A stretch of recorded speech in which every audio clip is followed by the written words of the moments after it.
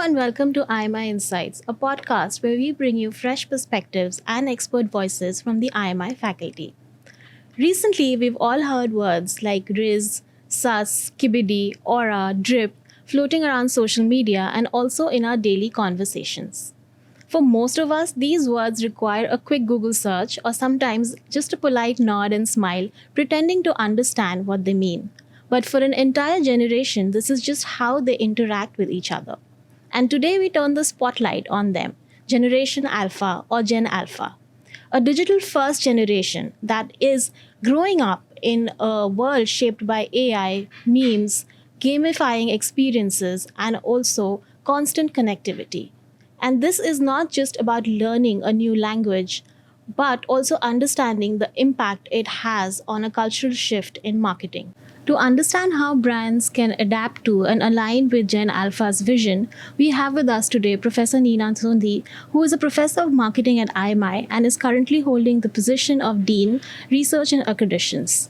Welcome to the podcast, Professor Sondhi. Thank you, Farhana, for having me here. So when I first read your article, I really had a lot of fun reading the anecdote that you relay in the beginning. So let's start with that. Tell us a bit about that. Okay, so this was a couple of days ago. It was quite a warm May day. And I woke up, and as we usually do, I groped around for my spectacles to see what were the messages. So the first message I could see was from my niece, who's 14 years old. She calls me Bo, I'm her bua. So she'd written, Bo, it's a scorching summer day, and there were a bunch of emojis, and it was written Skibidi. So I said, I think maybe she's got her spellings wrong, the dictionary is not working, or maybe she's got some summer rash, which is called Skibidi. So I was a little foxed. Right. It looked like a code, and I didn't know what the code was. So it got me so curious that even though it was early morning, I called her up and I said, what are you trying to tell me? So she said, Bo, it just means it's a scorching summer day and I'm full of energy. I was a little zapped. I said, oh my God, I've really become ancient. I didn't understand what it means. But what I want to bring here is that when she explained it to me, she was not condescending, Mm-hmm. Like you see that ad, which is a cred ad, where you have Hrithik Roshan, he's trying to proclaim, hey, I'm a sneakerhead. And the Gen Z across the seat is, just kind of smiling, hey, you're not there. So it made me feel comfortable, but also made me realize that things have changed. And I have a new generation who's got her own language, and voila, it's Generation Alpha. Yeah. So I realized that there are gaps, but the plus side was that she was not condescending, that was really appreciative, and she was just explaining, and her tone was so inclusive that it did not make me feel small. So it's interesting that you bring up the fact that she was not condescending, and also you sort of compare it to the Gen Z in the ad. Yeah. So my next question is actually about how do you explain Gen Alpha to people who may not really know the definition? Okay. And also, how does it differ from Gen Z? Okay, so if you are into management, and I think most of us in business understand that we've got generational cohorts, right from my time of baby boomers to Gen X to the millennials, the Zs, and now we have Gen Alpha, a name coined by an Australian researcher named Mark McCrindle. So it's just a cohort of a particular year, so that's 2010 to 2024. The people born in this age share some common events, which may be historical, which may be, kind of life events. That's why we try to simplify our life as marketers and business to target a generational cohort, and which is Gen Alpha, in this case, 2010 to 2024. How are they different? There are overlaps, but there are wide differences. Right. So the first thing you need to understand is the Gen Zs are born to the consumers who were, or parents who were, the Gen X. They had more parental control versus the millennials who are the parents, the typical parents of the Gen Alphas. So the millennials have this grouse that, hey, you know what? Our parents were always telling us what to do and what not to do. So I'm going to give complete freedom to my child. And as a result of this freedom of choice and grow and evolve, the Gen Alpha is more confident than the Gen Z, which was a little more restricted. There were higher parental control. That is just the age when the internet was coming, so screen time was okay, so many hours. Versus the Gen Z, where the millennials say, my child understands, and I'll give her or him the freedom to make her own choices. That's why that child is more confident, the Gen Alpha, which probably is the reason why she was also more inclusive. My niece, I spoke about her. The second is that this generation is also called the iPad generation, or the true AI natives, versus the Gen Z who've seen a transition from the Facebook to the Insta and the TikToks, so they've seen a before and a after, versus the Gen Z who's completely okay in this virtual augmented reality world. So their adoption and adaptation of technology is way higher. The Gen Z absorbs content, but the Gen Alpha loves to be immersed and co-create the content. Again, a difference.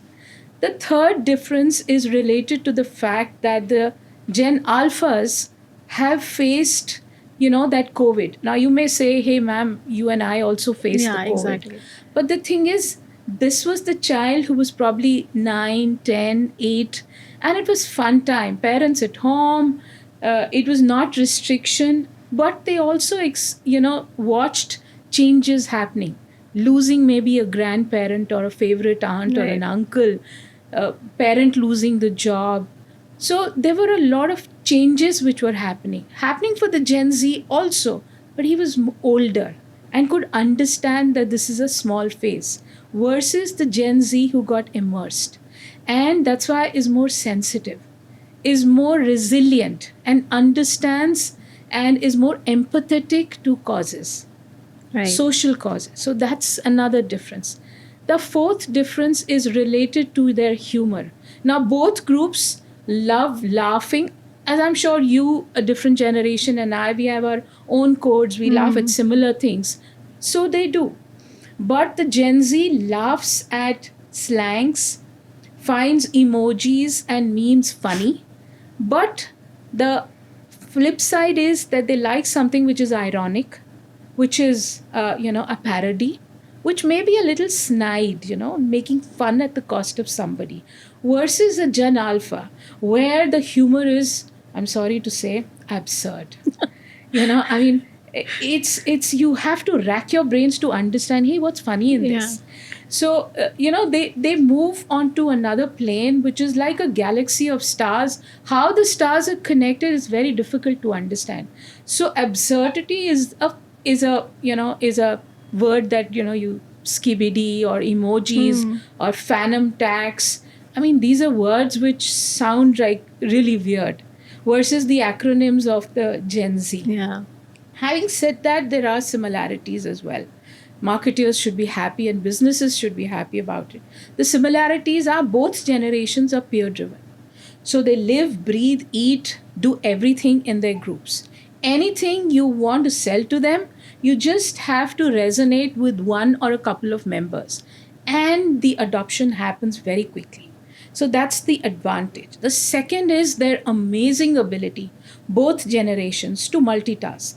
As a result of multitasking, they are able to absorb, filter, understand, and analyze information that quickly.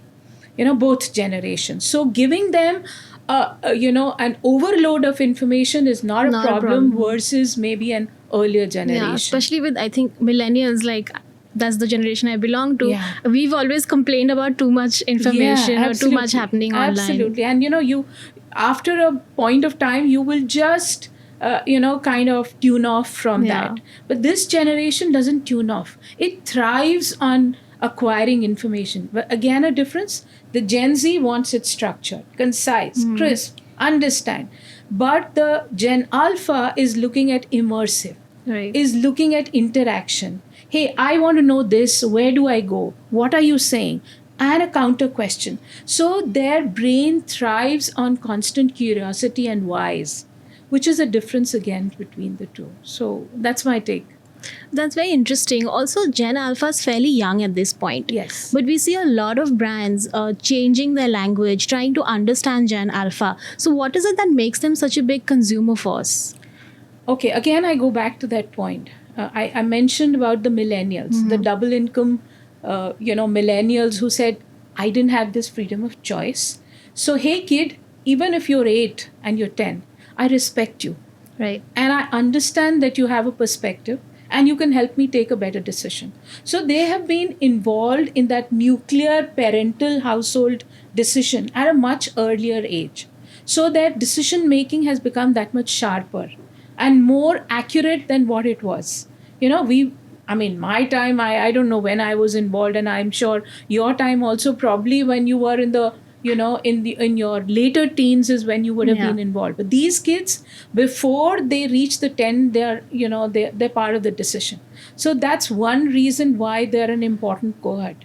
And a lot of market reports are predicting their influence is going to be almost double of the millennials and the Gen Z put together. And the second thing is that, as I said, they thrive on information. Their parents are busy. Right. So they process, filter, understand the information, and they're a huge information source for the parent when he's taking a decision on Zomato, on where do we go to eat, where do we go to vacation, sometimes even cars or smart gadgets. They have a plethora of the pros and cons of buying things. And of course, the parents are able to give them that wherewithal to buy what matters to them. So their books, gadgets, entertainment are all their own choices. So, as I said, it's a cohort which has started very young, and that's why we cannot ignore them, even though the oldest may be just 15 years. It doesn't matter. Of course, we cannot ignore them. That is a fact that is established. But, the language also that we've talked about is completely different and very new for most of us. Right. So, brands, how do they sort of decode this language without losing their authentic voice? See, when you talk about their language, now there are two parts to that language. One is the type. So, the type is more videos. Right. It's more reels and a lot of posts. Now, this is something that most brands have adopted today. You look at every brand, it's always on Insta or a Facebook or a Mastercraft, and a very everywhere, high social media presence. So it's always there. Yeah. So that is something which brands have adopted. The problem is the language or the lingo. Now, that lingo would be natural to brands like Duolingo, Right. or a Roblox or a Spotify Junior, which is targeting these kids, because you have to speak to them in a language which they understand. It's like going to Mumbai and not talking in a Mumbaiker's language. It's a similar, philosophy or a business strategy that you would adopt. Let me speak the language that my consumer understands. So that's one side of the brand. The other side of the brands are the brands which are not targeting these young Gen Alphas. And yet these Gen Alphas, like in the Domino's or the Zomato or the Cars case, then what do? In this case, what brands do is they bifurcate. They message traditionally on the regular media. So McDonald's will still have a I'm loving it ad on television, a billboard, or in the newspaper, in a flyer. But at the same time, when it comes to their Insta, when it comes to the TikTok, they are going to be using absurd memes and reels to connect with this co-creator, this amazing alpha. So they do it in a manner that, there are two parts. I mean, even Coca-Cola, for that matter, is doing it, and they're doing it in terms of posts. Very interestingly, a car which you never thought would talk to these kids is talking to them. A Mini Cooper. Now, why should a Mini Cooper talk to them? Not the regular. But the EV Mini Cooper is doing a lot of posts, is doing a lot of TikTok activity using emojis and memes, which are typically their minion kind of language. Right. The reason for that is they want their car to be cool and significant for this consumer who is going to influence the millennial parent, who's also equally sustainability conscious. So brands are doing it and doing it very cleverly by, bifurcating in this. So targeting all the groups Yeah, that yeah. as many groups as they can. Yeah. Definitely. And interestingly, to understand again this consumer. See, I don't know about you, but generally I found that the millennials say, hey, this is my mom's brand. This is my dad's brand. Yeah, that's I'm not right. buying Yeah, Raymond. absolutely. I'm not buying Bata, Versus this generation. This generation values relationships and family bonds. I don't know, COVID or otherwise, they're better connected. So they don't mind shopping or co-shopping with parents. So if the brand talks to both the parent as well as the Gen Alpha, it doesn't matter. Yeah. They will appreciate the fact that you're talking to me and you're talking to my parents at the same time. There's going to be no conflict. So that's why it works for brands. And I think this is very interesting because recently I read something on Coach. So Coach was seen as my mother's brand, but Yes. now it's become cool again. Correct. Because I think the designs are something that people are liking, or Gen Alphas looking at adapting it towards their style. Here, I'd like to add one more thing, one aspect of the Gen Alpha and the Gen Z, in fact. With Gen Z, it started. With Gen Alpha, they own it. Right. And they own the aspect of inclusivity, of social issues. They connect with the fact that people are being discriminated against. Everybody must have equal opportunities. They've seen maybe, those days of the COVID, or the fact that, my parent is inclusive and that parent is not. So these issues matter to them a lot. So Coach has added another layer to its voice, and what it's doing is it's adopting a lot of activities and doing a lot for societal well-being and the environment. And that's a point of connect for this Gen Alpha as well. So it's not always humor, you talk my language, it's important. Like my niece is fine, I don't talk Skibidi and Rizz and Ohio, etc. But she still appreciates that I understand her perspective, right? And I'm concerned about what's happening in her life. So I think social issues are equally important for this particular generation. That's a way of connecting for brands. Right. So you've pointed out three pillars that brands could look up to while doing this. So there's absurdity, you talk about, there's adaptability, and of course you also mentioned authenticity. Correct. So which one of this is really very hard for brands to adopt? Okay, so I just like to say that when I spoke about authenticity is, I've already spoken about it. You have to be empathetic to a cause or to others, etc. So I think authenticity is not difficult to achieve. Most brands are doing it because post-COVID, a lot of us have become more sensitive to the fact that, we have to be kind to our earth as well as our fellow beings. So authenticity or for a social cause is something that brands are adopting. The problem, and I would put it equally at adaptability and absurdity. Because absurdity, you may say, oh ma'am, who's going to speak about this language, right? It's a difficult task. But please understand what is adaptability. Adaptability means that I create my brand persona. I'm a legacy brand.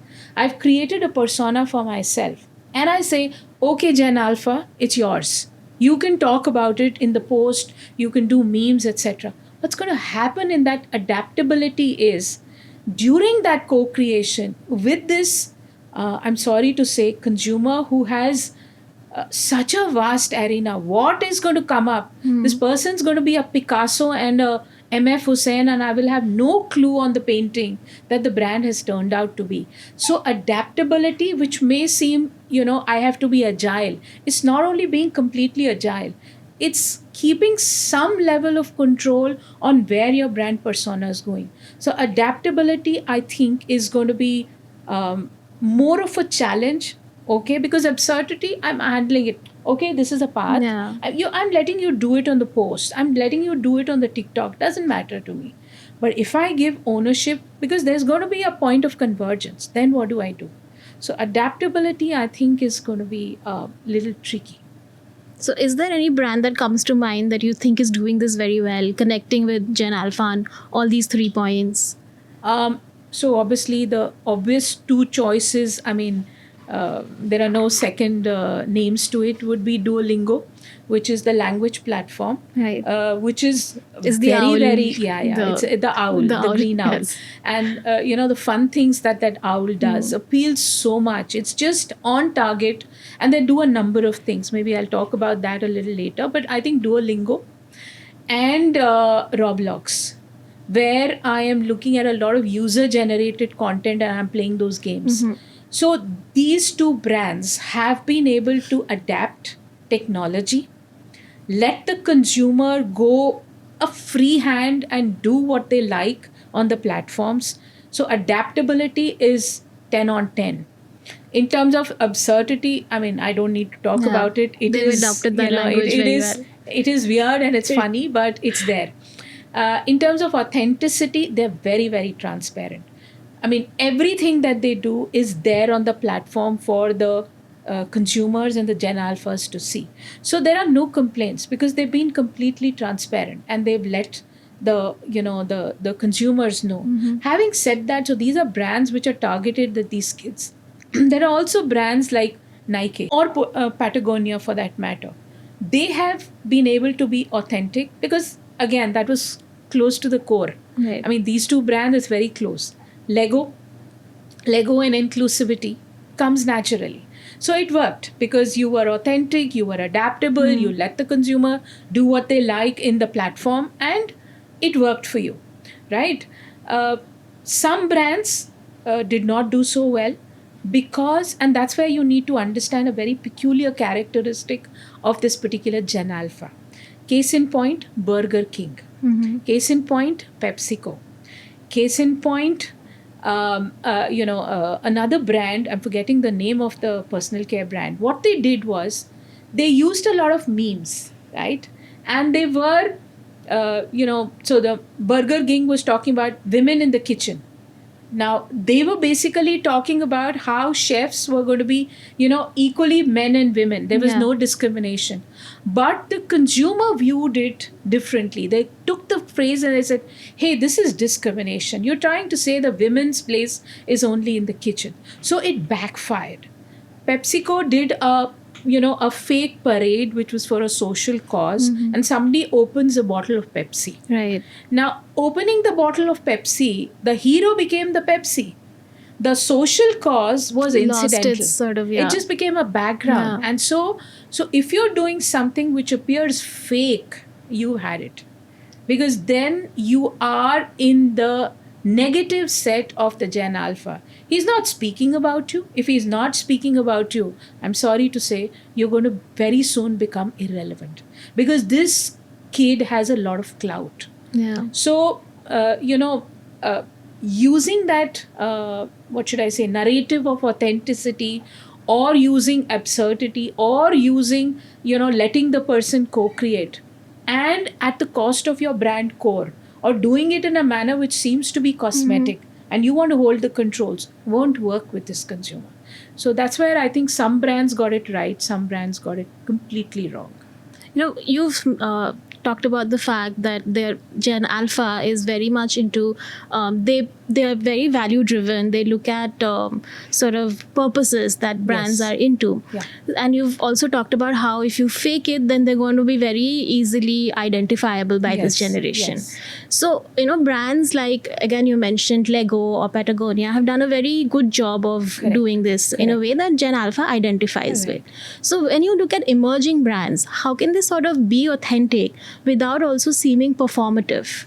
Okay. So again, I think that relates to the fact that if I'm doing it in a manner because, let's say everybody is going to talk about Black Lives Matter or Operation Sindoor. So let me climb onto the bandwagon and, say that, hey, I'm connected to this fact. Okay. It won't work if your brand's core, is not required to be authentic. A Kurkure doesn't need that kind of platform. So if you're just going to do it for the sake of doing it, because authenticity is required, it won't work.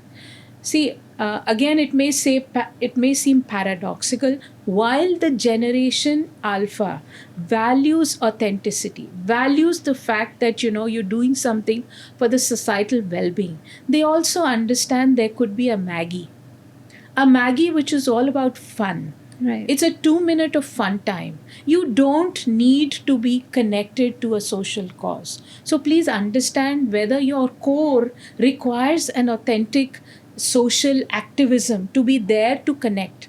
The Gen Alpha also respects you if you're upfront, squeaky clean, honest. The parent millennial has raised him with freedom of choice and freedom of coming back and saying, I did this, it is wrong, I recognize it. So they're giving that baton to the Gen Alpha. So the Gen Alpha is giving that baton to the brand and saying, hey brand, if you are a naughty kurkure Maggie kind of brand, be that, be honest and transparent enough to say that I'm doing this, I'm not all about something which is healthy, something which is connected to a cause, but I exist because I give you happiness. Yeah. So authenticity is also about being honest. If you do that, even if you're not a Patagonia or a Lego, it doesn't matter. That's my take. So on don't it. fake it. Be who you are, basically. Absolutely. To this Honesty generation. is very, very critical for this group. Again, a lot of it is related to the nurturing these kids have received. Right. So we also see a lot of customization and co-creation that this generation is involved in. Yes. So, and again, they're a very young generation Right. to begin with. So how can sort of brands, do you think a lot of brands will be willing to sort of co-create and customize with such a young cohort? I spoke about this earlier as well when I talked about adaptability. Right. A lot of legacy brands, which have a sharp value proposition, they may not want to co-create with this brand. They will let the, even a young brand, if I may name it, a Spotify or an Amazon, an older brand which has been there for a while, they will want to co-create. They don't want to lose this particular consumer because with startups dime a dozen, it's going to become difficult. I lose these these consumers completely. So what do? As Amazon, I come up with Amazon Teen, which is where I co-create. As Spotify, I come up with Spotify Junior or Spotify Wrapped, where I let this consumer customize, co-create to his heart's content. So it's not a problem. Customization and co-creation, I'm sure you have a Spotify playlist, as I do too, right? So similarly, when customization and co-creation is a way of life for brands and customers today, it's a given. Do you want to give it to a child this young? The proposition has to appeal to that child, has to make sense to the child. If it does, it doesn't matter. Because just like you have minimum viable products, where products are evolving, similarly, you have minimum viable brands, where brands are like an amoeba. They will take shape the way their customers want them to take shape. And that's the flexibility you give them, the customers, you're for life. So the brand has to be able to adapt, change, Yes. and even understand what this generation definitely wants. Yes. Interestingly, you had like a little while ago, you had mentioned about transparency. Yes. So of course, brands always say we're very transparent and we are Right. out there. Right. But Gen Alpha seeks more transparency, if I Yes. may say so. So how does it differ from the sort of traditional corporate transparency that we know of in the past? Okay, so when we're talking about transparency, which is corporate level, now typical transparency would mean what? It would mean when I'm going to come out with my annual report or all the communication I put on my website Right. or my platforms. Is that okay? It is correct. Correct, inverted commas. Mostly it's legally correct. Is that okay? There is a thin line between ethically and legally correct. Absolutely. And this customer, as I told you, doesn't want you to fake it. So transparency for this customer, again, go back to the point, this customer loves to process information. You give me information, I want to process it and understand it myself. So transparency means that your bare information has to be available to this consumer. on all platforms. Let him assimilate and decipher it on his own. So, transparency would mean sharing of information which is more raw, which is not in the legally correct language. That fellow's not taking you to court, is not going to put any kind of charges of, consumer, you duped me, Mr. Firm. It's not that. The consumer just is hungry for information. Let him decipher it. Maybe something good or a beautiful feedback may come out. So, transparency for this generation is availability of information, okay, which is objective. So, it's there, the pros and cons, the good and the bad, let me figure out. I know it may sound arrogant for a child as old as 15, the oldest, but that's what this customer is going to look for. So, transparency would require sharing of information. Just putting everything out there for the customer to decide what they want to do with it. I may have 20 negative tweets. I may have 20 reviews which are negative. Is that okay? Let it be. If I've used certain things in my, in my product composition, let me talk about it. Let it be there. Let the child figure out whether it's good or bad for him. Right. So that's my take. We, of course, when we talk about branding today, we cannot not talk about influencers. Yeah. And we have micro influencers and nano influencers. Right. So is the age of, say, a celebrity tie up to a brand coming to an end, and is it just now going to be more of micro nano influencers? I think the age of celebrity influencers, if I may say, went out with your age. I mean, I remember about a long time ago, I don't exactly remember what year it was, but I had a Shah Rukh Khan in all the Pepsi ads. Right. And you had this young kid who said, it's my space, it's not your space. So my was very important. And I think that started with the millennials itself and has gone on to the Gen Z, has become more structured. So influencers, nano and micro are the real choices. Having said that, my take, and I don't know, I may be wrong on this, but my take is that the Gen Alpha is more with the nano influencer. Because a nano is more mine, is in my group, has a smaller set of followers, and that's why able to converse a little better. The time of the hub and the spoke, you had a celebrity or a micro at the center and he's kind of directing the content is gone. Maybe it was gone in the early years of the Gen Z itself. Today it's about a web. You and I talk, they and them talk. So everybody talks, right? That means I will listen more to that small opinion leader in my Chotu Sa group. That's how it works. So peer I think, factor plays in more. So a micro influencer, I think, will carry a lot of clout. Influencers will go away. No way. They're going to be there.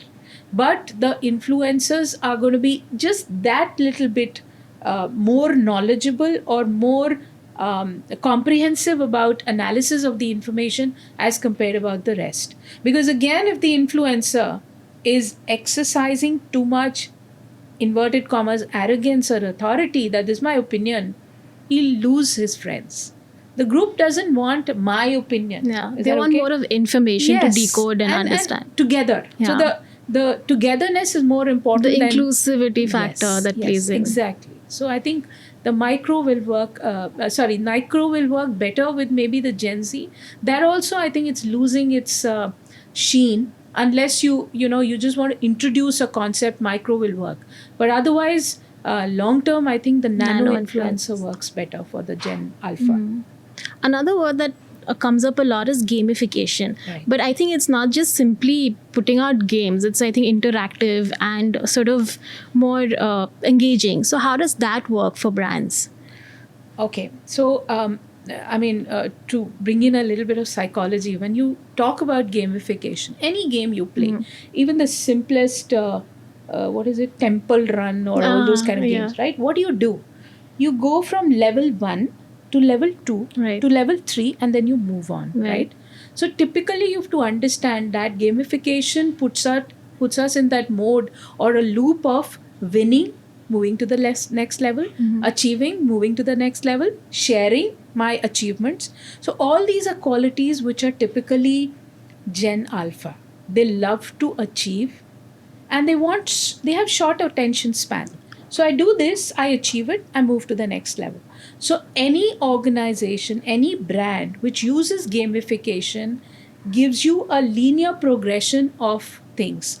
Even Duolingo for that matter. Yeah. You do one, then you go to the next level, and then you go. Or brands which go from the freemium to the premium models. Or even a Gen I, which is free, and then you have to pay for the premium. Yeah. So when you're doing things like that, gamification is a way that you are ensuring kind of, whether Gen Alpha or anybody, you're ensuring a kind of stickiness to the brand. And Gen Alpha values it more because, as I said, they are into technology and they are always looking at either co-creating with technology or being one up to technology. So that is an aspect. I want to be better than what technology is doing, then I want to win. Right? So gamification is a given. If you don't gamify, interaction and engagement is going to be very difficult. And you've seen it with brands like Duolingo. I have been speaking about them again and again. But even brands like something as simple as IKEA or even a Nike training club. Now, all these are brands where I run and I get a badge, and then I run again, I get a badge. So what's happening is my engagement and stickiness with the brand is increasing.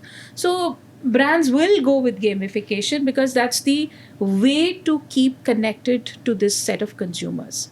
You need that attention span, which is short, and you need constant novelty and engagement again and again. So what better way than gamification? So when we look at brand loyalty now, it's going to be all about interactivity and engagement, as opposed to traditional campaigns and the celebrity faces that we've talked about. Yes, but so when I have a slightly different take on that, because when I'm talking about traditional marketing and I'm talking about gamification or any kind of strategy targeting this set of consumers, it's not only about communication. It's not only about how will I talk to them or how will I communicate my brand with them. Traditional marketing also requires, a traditional perfect product benefit. So the consumer is going to engage with you, is going to talk about you, is going to co-create. But the fact of the matter is that a product which is transparently good, has the benefit it promises, honestly, as I spoke about earlier, is very, very critical. So the traditional marketing aspect of having a product which has a clearly marked deliverable benefit is non-negotiable for this particular set of consumers. Don't think that just because you're doing a lot of gupshup with them, conversing with them, they will let you take a free hand when you've got a product which is not delivering or not up to the mark. They won't forgive you for that. So traditional marketing in terms of product composition, in terms of the product being available at the right place is important. But communication and brand loyalty, which is built through interactive continuous engagement, yes, that will require a different approach altogether. So, I mean, that's not the same as so brands really have to step it up. They have to prove themselves as well as be in the news, be something that is always talked about. So they have to look at a lot of different aspects to remain relevant. Absolutely. So, earlier also we've been talking about, and this is right up the millennial generation, that PLCs or product life cycles have become shorter. So brands need to step up because they need to be constantly upping their game, right? To become relevant to their consumers and to the fact that the consumer has a very short attention and boredom. The tolerance levels.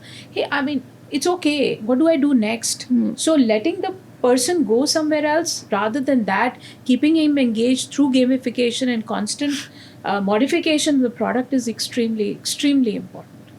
You also mentioned in the article that Gen Z's changed the rules, but Gen Alpha is completely rewriting the book. So what is the next mind shift in marketing that you see from this?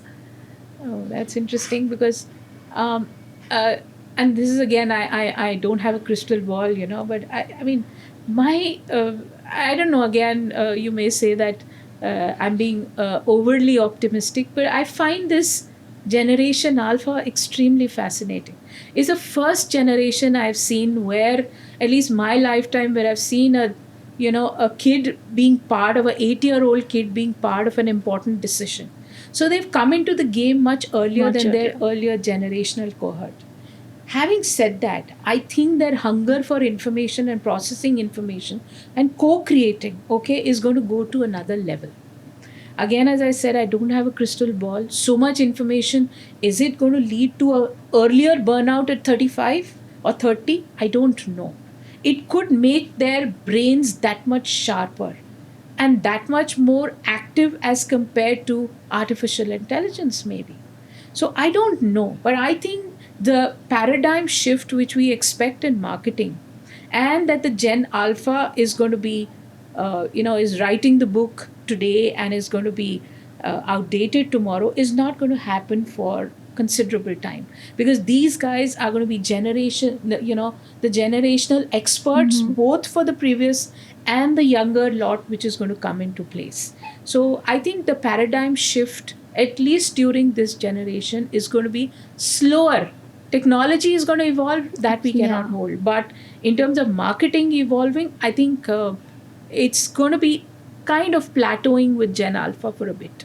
That's my take. I don't know. I feel that it will, because this generation is on another plane. So you're being very optimistic and you are giving brands a breathing space. Yeah. But as we speak, Gen Beta is also on the horizon. Yeah. So are brands like always going to play catch up? How is this going to work out? So see, catching up is the way of life. It's the game that we're all in. It's a circle of life. I mean, the king is dead and the long live the king, So it's been, whether it was my generation, the marketer has to move on. You have to romance the new set of consumers. I mean, that's a given. Every time a new generational cohort comes, whether it was the millennials to the Gen Z, you had to let go as marketers. So will it require the marketers to shift their focus? The answer is yes and no.